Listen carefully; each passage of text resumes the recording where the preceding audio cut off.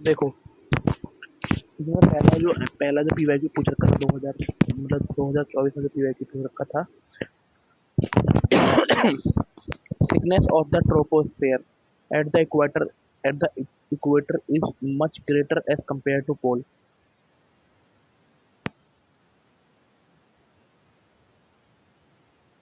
जो ट्रोपोस्फेयर की थिकनेस होगी ना इक्वेटर पे, वो पोल से ज्यादा होगी, मतलब मोटा होगा। तो मतलब जो ट्रोपोस्फेयर की थिकनेस होगी इक्वेटर पे, वो पोल से ज्यादा होगी। At the equator heat is transported to great weight by strong conventional current. इसमें दोनों सही है ना। और उसके ऊपर ये डिट्टो पूछ रखा था 2004 में, उसका भी ठीक था।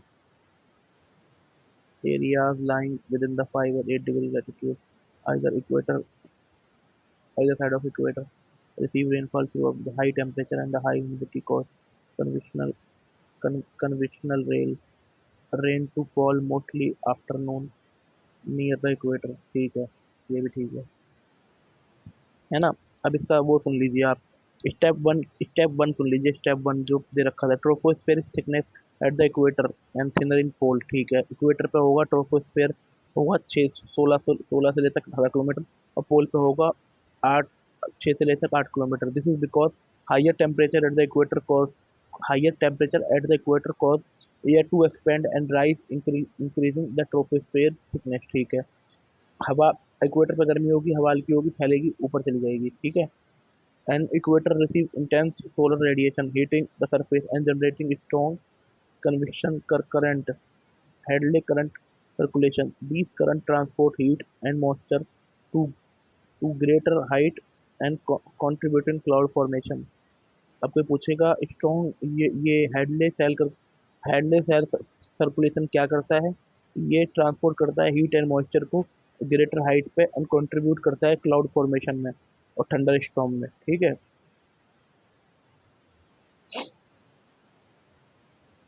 और ये हो गया, आगे पढ़ते हैं।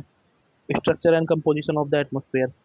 ठीक है, the atmosphere, earth atmosphere is divided into 5 layer, each distant characteristic, है ना। जो अर्थ का एटमोस्फेयर है, ये 5 लेयर में डिवाइडेड है, और हर हर एज की अपनी विभिन्नताएं हैं। पहला ट्रोपोस्फेयर, पोल पे होगा 0 से 8 और इक्वेटर पे होगा 16 से 18। Contain 75% to 80% atmospheric mass and 90% of water vapour, है ना।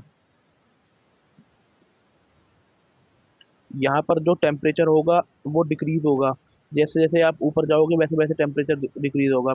वेदर फिनोमिना, जो बादल बनते हैं, जो बिजली कड़कती है, यहीं पर होती है। ट्रोपोपाउस, जो ट्रोपोपाउस, ट्रोपोस्फेयर एंड स्ट्रेटोस्फेयर के बीच की जो बाउंड्री होती है उसे ट्रोपोपाउस बोलते हैं, है ना। अब इसके ऊपर देखो, अब जैसे ट्रोपोपाउस हो गया, उसको भी ट्रोपोस्फेयर, उसको भी स्ट्रेटोस्फेयर। स्ट्रेटोस्फेयर हो गया 8 से 50 उस पे, है ना। और ओजोन लेयर यहीं पर ही होती है स्ट्रेटोस्फेयर में, है ना। और वो होती है 15 से 35 में। एब्जॉर्ब यूवी रेडिएशन कौदी, यहाँ पर यूवी रेडिएशन होता है, मतलब यहाँ पर यूवी रेडिएशन को एब्जॉर्ब करती है ओजोन लेयर, इसलिए टेम्परेचर जैसे जैसे आप ऊपर जाते हैं वैसे वैसे टेम्परेचर बढ़ता रहता है।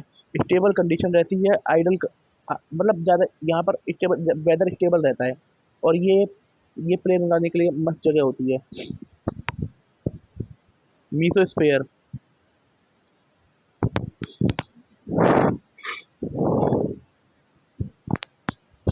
है ना, ये 50 से लेकर 85 कोल्डेस्ट लेयर, यहाँ पर कोल्ड होता है ना। जो मीसोपाउस होता है वो कोल्ड होता है ना, वो 90 - 90 डिग्री हो जाते हैं। और मीटियोर यहीं पर बर्न होते हैं। थर्मोस्फेयर हो गया, थर्मोस्फेयर 85 से लेकर 100 तक। लोनोस्फेयर, इसका दूसरा नाम लोनोस्फेयर भी है। Temperature rise sharply due to solar radiation observation, यहाँ पर टेम्परेचर ना बहुत तेजी से बढ़ता है, बहुत तेजी से 2000 डिग्री सेल्सियस तक हो जाता है, क्योंकि सोलर रेडिएशन ऑब्जर्वेशन होते हैं। और aurora radio wave transmission occur here, यहाँ पर रेडियो वेव ट्रांसमिशन होते हैं और अरोरा बनते हैं, है ना।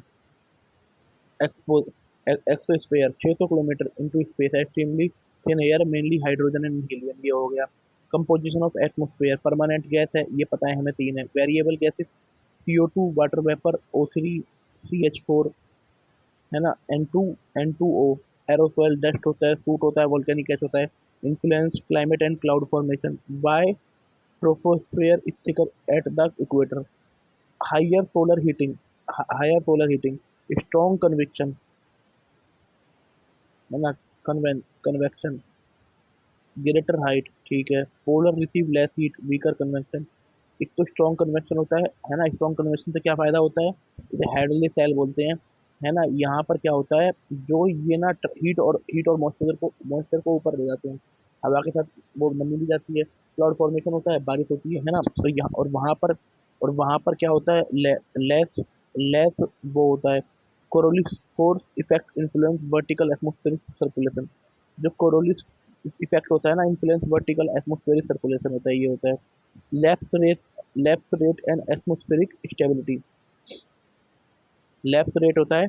अब लेफ्ट रेट पढ़ लीजिए, एटमॉस्फेरिक स्टेबिलिटी पढ़ लीजिए। Left rate, rate which temperature change with altitude, left rate which temperature change with altitude. Type of left rate, environmental left rate, actual decrease इतना, ड्राई, DALR, है ना, MALR, ठीक है, वो समझ में आ गया मुझे। अब atmospheric stability, stable stable atmosphere होगा तो जो मॉइस्ट स्टेबल एटमॉस्फेयर के लिए चाहिए, जहाँ पर ELR कम होगा, और MALR prevent vertical motion, clear sky, smog formation, stable temperature, unstable atmosphere.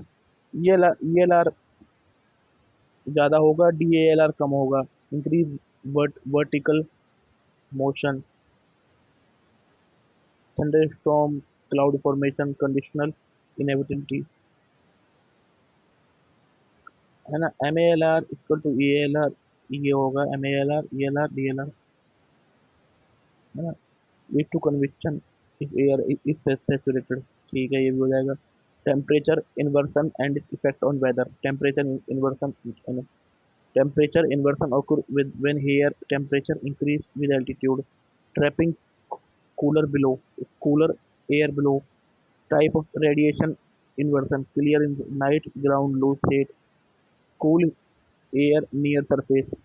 Subsidence inter inversion, sinking, trap pollutant, cog smog and वो separation convection, reduce rainfall and cloud formation, favor fog formation in winter, Delhi, Beijing, smog episode, ठीक है, thank you.